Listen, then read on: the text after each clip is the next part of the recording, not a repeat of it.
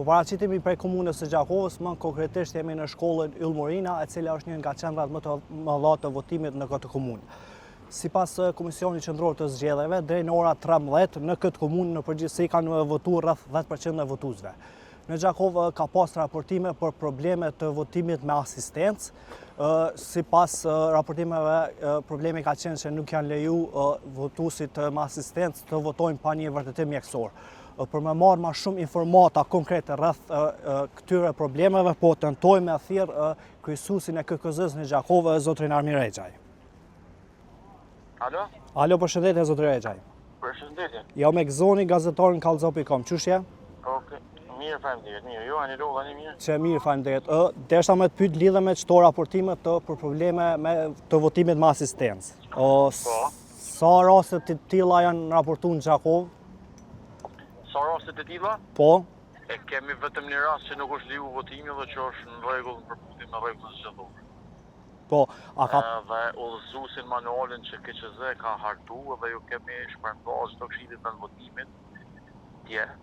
Po. Ose ju sot në mëngjes me materialin sensitiv. Po.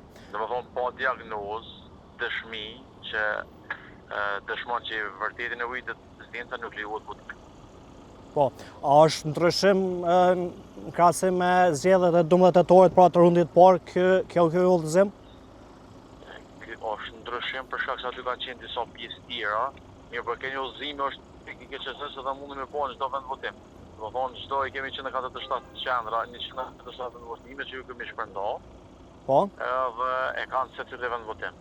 Ka dhe KQZ është publike, është e bome edhe në faqet KQZ se keni edhe në Facebook edhe në Instagram edhe kaj. Po, domethënë kjo që është kërkuar që me pas vërtetim mjekësor për votuesit me asistencë.